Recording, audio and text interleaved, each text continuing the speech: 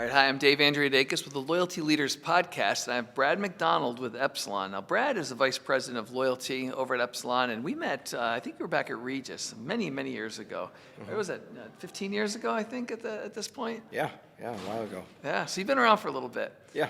All right, so let's talk a little bit about some changes that you've seen and some things that are happening in the industry. Why don't you start by telling us, so Vice President of Loyalty is a pretty generic title. What does that really mean? My background, like you said, I've been on the client side of things, so at Regis, Northwest Airlines, Delta Airlines, Carlson Hotels, and then came over to more of the agency side at Epsilon, and at Epsilon I've done strategic consulting. Now I'm on the product side, and so I think I've developed a pretty well-rounded set of experience in loyalty, and so. When I started my job, they kind of didn't know what to call me because I kind of do a little bit of everything. But right now it's mostly focused on product development of our tech products. But using all of that strategic background and the experience from consulting with a whole bunch of different brands and trying to build that into our technology. Yeah. And then I also focus a lot on the go-to-market aspect of it. So how do we sell it? Who are we selling it to? What are we pricing it at? Who are we partnering with? So kind of a jack of all trades in the loyalty space, I guess. So yeah, I think it requires quite a bit of differentiated experience to be an effective loyalty leader in this space because it's so complicated seeing it all come together. But if you're giving advice to some of our younger listeners out there who want to sit in your shoes someday and accelerate their path quickly, what are the building blocks to become you? Like what are the career steps you would advise them on?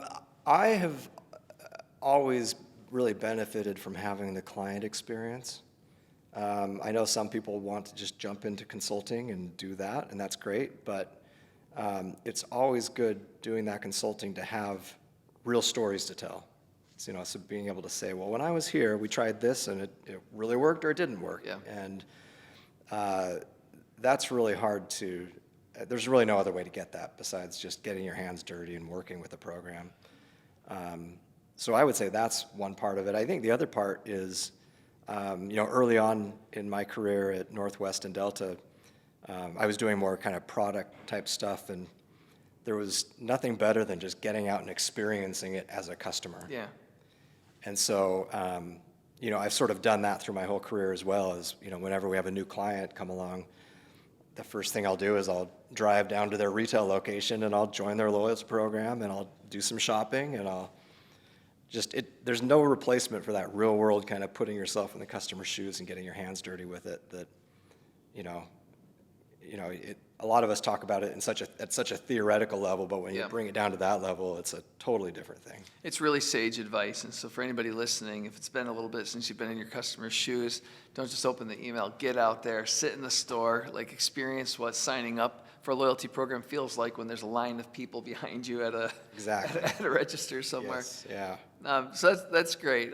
So I want to cover quite a few things, right? So given your role and responsibility at Epsilon, I've got a lot of questions about the direction of the company, about the direction of the market, some of the clients, things like that. Mm-hmm. We're going to talk about AI as well because that's a pretty hot topic. But tell us something personal about yourself as it relates to your job. I always say that the true measure of a consultant happens 1 year after you started something and you made all these bets. And they come home to roost, good or bad, and you've got to kind of eat all of your own dog food. Tell us about a great lesson that you learned, good and bad, in that kind of an experience. That's a good question. I don't know that I have a really specific example, but I guess one thing I've learned is that when you're in something like I'm in loyalty for long enough, you feel like you become an expert in it. And I think you get a little bit, you feel like you kind of know everything. Yeah. And so a few of the coworkers I've had over the last few years have been younger and have had different views. And at first I kind of think, well, you don't know yet. You don't have the wisdom that I've gained over the years. And so I haven't taken some of their ideas seriously, but I've sort of realized after the fact that they were totally right, and I was wrong to be thinking that I knew everything about loyalty, and that's a bad attitude to have. So I think, especially with younger generations, it's just a different world out there than what you and I are used to. Yeah. And so, like I've got one of my employees is 20 something, and I've learned to take her more seriously on a lot of the things that she's saying. Yeah. Because she represents that generation, and I don't, right? So let's dive right into that. So younger generations are going to see a very different shopping world than the one you and I will experience. I mean, typically sales are hovering at about 13% of people buying in store versus online, or vice versa. What are you seeing in terms of the new digital world from younger generations of professionals, in terms of capabilities that need to be developed, and what that means for the skill sets that you have to hire for? Yeah. One of the things that I'm most intrigued in is sort of the digital twinning. I'm not sure what the official term is for that, but that's what we've been calling it, where, in today's world, in a traditional retail environment, brick and mortar, or even online, how many times do you have to repeat who you are? You have to continually tell them, this is my name, this is my phone number, use this email address, here's my preferences. And we're just used to doing that every time we sign up for a new program or opt in for something. But the idea of this digital twinning is that you have a presence online that has all of that stored in it in one place. And so instead of having to tell everybody who you are over and over again, you just refer them to your digital twin. Sure. And they can pull whatever they want from that. Yeah. I think that's probably the biggest thing that's going to change in the near term. And there's already companies working on this, right? I think it's just a matter of time before it kind of takes off. And so I think that's going to really change things, because the way that we handle loyalty today is that we incentivize people to opt in. And I think they'll still have to opt in some way, but it'll just be seamless, right? They'll just say, like, I want to be part of that program. And that's it. They're in, right? We already know who they are. We have their identity figured out. And so in terms of shopping, like they'll know my preferences instantly. They don't have to learn that from me. Yeah. So I think it's going to be a game changer for loyalty, because we'll have to change the way and the things that we're incentivizing for and the way we do it. Right? Sure. Now, this is a vast difference from how things were 10 years ago, where people are fighting to retain their data and their privacy and making sure that nobody knew anything about anything. And here we are saying, well, geez, go talk to my digital twin. Like, they've got all my info in there. Does that represent a generational change, or does that represent that we've lost the battle on privacy and keeping our data safe, and that we've just relented and say it's just easier to give you everything you're asking for? Well, I like the idea because I think you can maintain privacy still.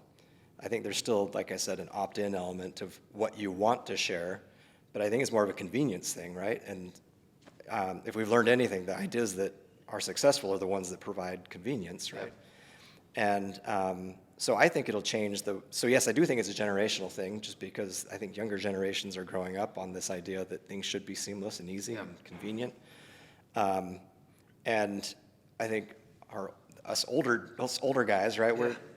We're just used to having to like do the work and like spend time on a keyboard and like. But I think with AI and some of these things coming along, it's just life can be so much easier if you embrace it, right? And so I think there will be changes in privacy and some things like that. But I think, I think younger generations are going to accept it more readily, because it's just everything is built around convenience for them. So. Yeah. If you ever want to feel incredibly old, just do anything online in front of a Gen Z. I know. And I can't believe you took 2 seconds to do that thing. It should have taken half a second. And the lessons that they have, the shortcuts, the autofills, it's beyond digital native at this point. They seek digital efficiency. And so convenience is part of habit. It's something that creates more space in your life. And to me, the fundamentals of loyalty are creating status, habit, or reciprocity. Is convenience the biggest thing in vogue right now under habit, or is reciprocity, creating community, popular? Like, what are you seeing people really wanting? I think it's all of the above. I think it's dangerous for us to choose one of those things and say that's it, because we all are different people that want different things. But we are seeing a lot of, I think people are being bombarded from every side with messages and with new opportunities. And I think that, if we can kind of clear the path and give somebody something that's easy to accept and easy to embrace, I think that goes a really long way, regardless of who you are. And so that is one thing that we are seeing. So at Epsilon, we have a loyalty tech platform that we operate for a lot of clients, and the things that we're seeing them ask for are ways to kind of cut through the crowd and cut through the noise, and provide something that's hyper personalized for that person, so they don't have to do any work. It's just presented to them and ready to go, right? Yeah. And so, so I don't know if I'd say that's the one thing, but it's definitely a really big thing. And I think that's, we talk about personalization as this great thing because, it increases your likelihood to purchase. But at the end of the day, it's a convenience thing, right? Sure.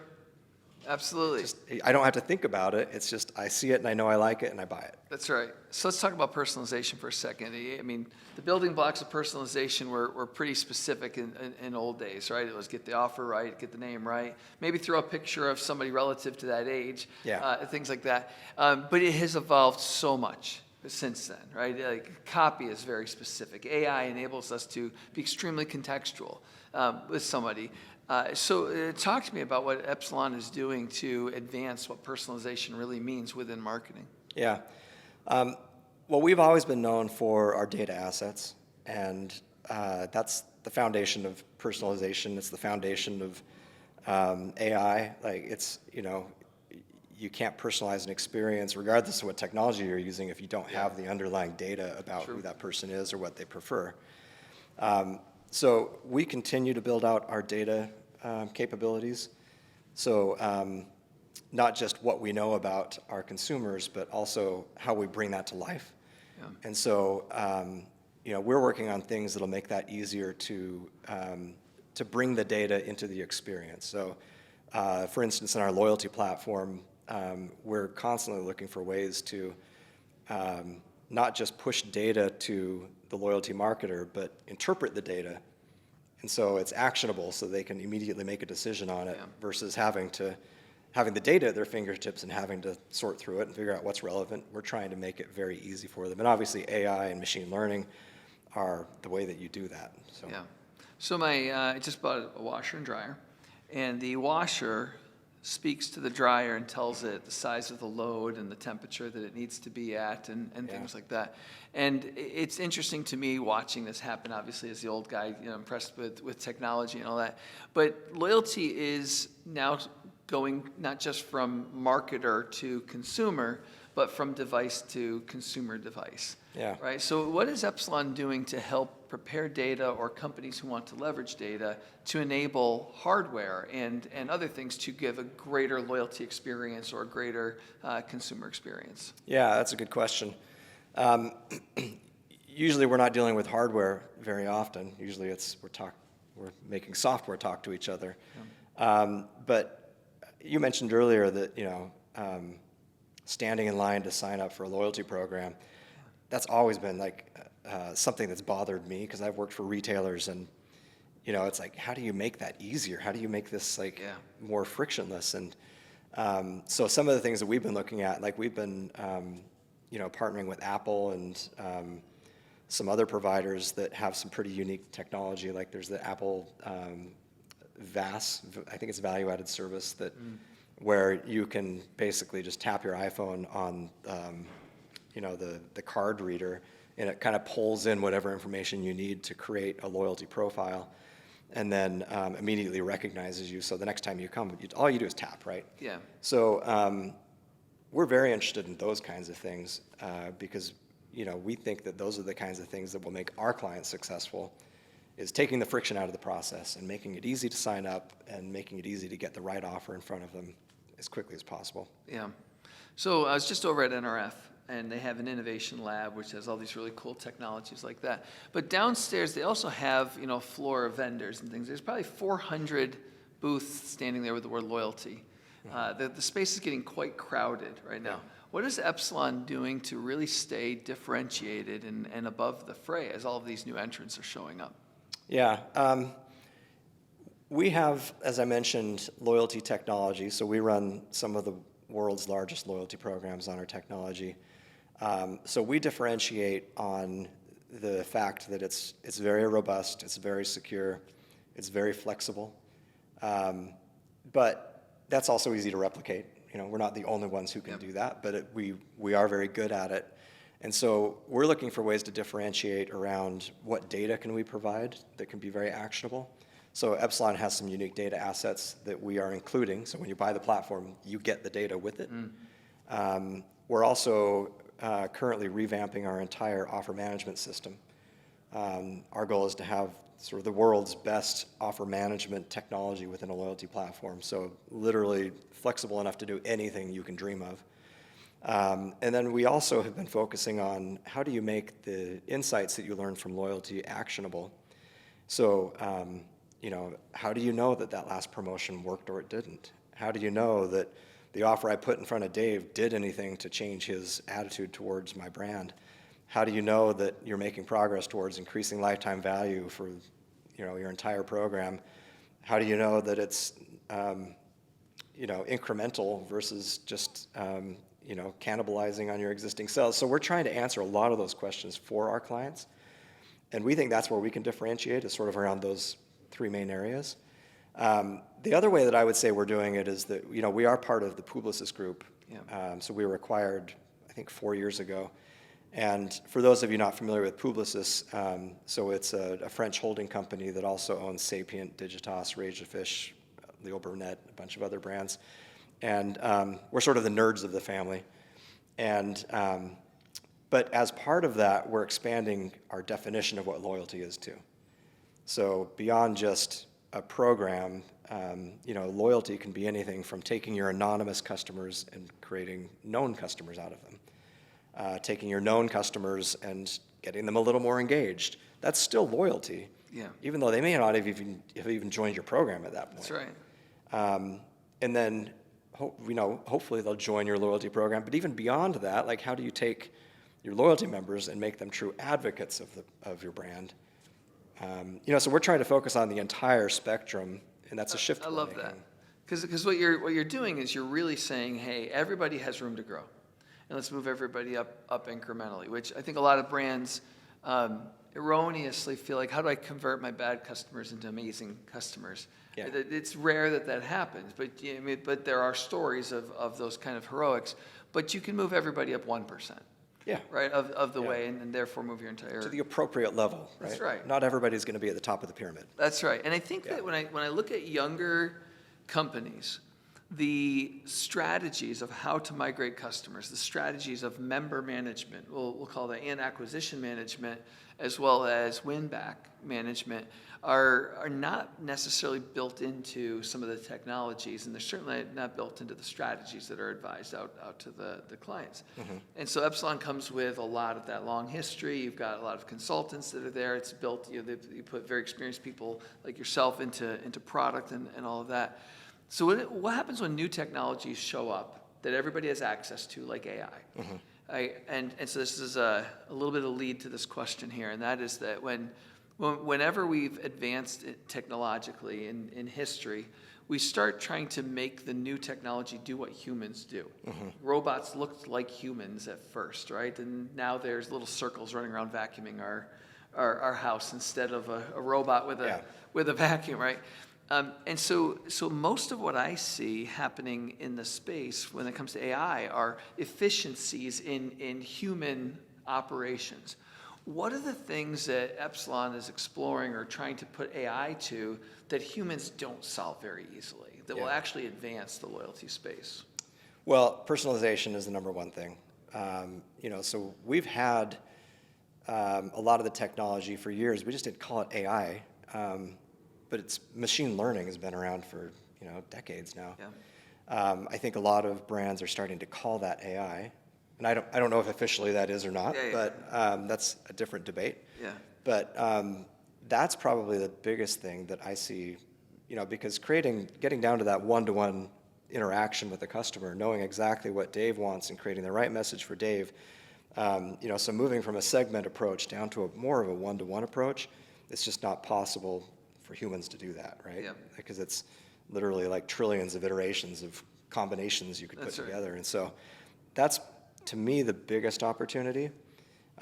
So we're working on improving things around next best offer and next best action and recommended channel that we should reach out to them. Again, we've had those things, Yeah. but with the increase in sort of the interest in AI, we're doubling down on a lot of those things. But we also, I think, are recognizing where it doesn't make sense to use AI. Yeah. And so I think we are taking a pretty pragmatic approach to it, because there are certain things where, you could program AI to just come up with your offer and launch it. And I think down the road that's possible. But for now, we've got clients who you make one little mistake on an offer, Yeah. and you're talking millions of dollars of liability. That's right. That you're liable for. And so we're very careful about some of those things, and where we let AI do some of those things versus other things that are, a little more safe and a little more effective. Yeah, I think that's great. So that makes me want to switch gears completely, and that is to the emotional side of loyalty. I believe a lot of loyalty programs have become quite mechanical in a very emotional world, right? There's a lot of things happening politically. There's a lot of things that were happening through the pandemic. Yeah. There's a lot of things happening generationally, different fears, different things. There's just a need for us to feel emotionally connected and safe with brands, and that is taking a front seat to really driving a connection to a brand. And so when I think about what I see out there, there's a surprising lack of joy in loyalty programs. There's a surprising lack of exploration, right? And when you think about hearing a band for the first time and latching on to that for life, there was both excitement and joy and community and camaraderie and all these emotional, feely type things. How does that play into program design? How does that play into program management, the products that you're focusing on? Talk to me just a little bit about drawing emotion into loyalty. Yeah, I mean, emotional loyalty has been such a hot topic for years now, and I don't know that any of us have cracked the code on what that really means, but I have two thoughts that I'll share, I guess. One is that, I think a lot of programs become very stale, and they don't refresh enough, and they're afraid to try new things. Yeah. But look at the reaction of when, Delta announces a new policy around their loyalty program, or American Airlines changes something, or Starbucks announces a new benefit or takes one away. You get your customers are talking about you, and your most loyal customers, whether it's good or bad, they're very emotional about what's happening. Yeah. And so I think that just keeping it fresh, making it feel like it's a living program, appeals to our emotions, that you belong to something that's vibrant and alive and changing, whether you like it or not. Yeah. So I think that's one thing I would say, is that brands have got to be more creative and try things. Like Starbucks is a great example. They've relaunched their program a dozen times. I don't know. But people still love it. I love this notion of keeping it fresh and keeping it changing. I mean, I've had a McRib sandwich for the last time, maybe 10 times, because they keep exiting it from the market. And I better go get that benefit while it's around. But I totally appreciate that. So when you look for talent, and you're making a lot of hiring decisions, and the world is changing constantly in any one of these agencies, you're constantly revolving, what are the top skills that you're looking for when you want to hire somebody new? Yeah, I do think that having a diverse background helps a lot. I think that loyalty we treat it as a skill, but I don't think it's a skill that is very hard to learn, right? We're all consumers. And I think what's more important is, like I said at the beginning, putting yourself in the shoes of a consumer and just using kind of common sense to think through, what would I want this experience to look like? So being able to hire people that can do that and that can create an experience or create a product, I think is more important to me than having actual loyalty experience. Yeah. Because at the end of the day, loyalty is loyal. It should be to the brand. It should be to the product. It should be to the experience. It shouldn't be to the program. And so when I hire, I always say loyalty is a nice to have, but I never say that's a requirement. Yeah. Because I actually think some diversity is good to have in the loyalty space. That's right. So one last question for you. You've been around for a long time, as we've talked about this, in very, very diverse roles, and had incredible success, and are in a great company right now. But now you're faced with talking to 20-year-old Brad, and you want to give him some advice, some career advice to maybe make it a little bit easier to get from where he's at to where you are now. What advice do you have for him? I think going back to the diversity comment is something that I would say is that I've loved loyalty, and I still do. I could do it the rest of my life and still be happy, but would love to have maybe some more like finance background or even legal background or even operational background. I think that would make me a more successful loyalty marketer. Yeah. And so I think when I was 20, I didn't necessarily choose to go down a loyalty path. It kind of just happened. Yeah. I don't think anybody sets off saying, I want to be a loyalty marketer, but I would say just don't be afraid to try different things and different opportunities, because they all ultimately lead back to loyalty in one way or another. Yeah. So, yeah, like I said, I wouldn't change anything, but at the same time, I wouldn't mind having a more kind of a broader You'd have a little less set of fear of the experience. unknown and a little bit of variation coming. Yeah, yeah. I think that's awesome advice, and if I see 20-year-old Brad, I'll let him know. Yes. All right, thanks. Ask him where my hair is. Hey, it's been great talking with you. I really appreciate it. Thank you so much, Brad. Yeah, thanks, Dave.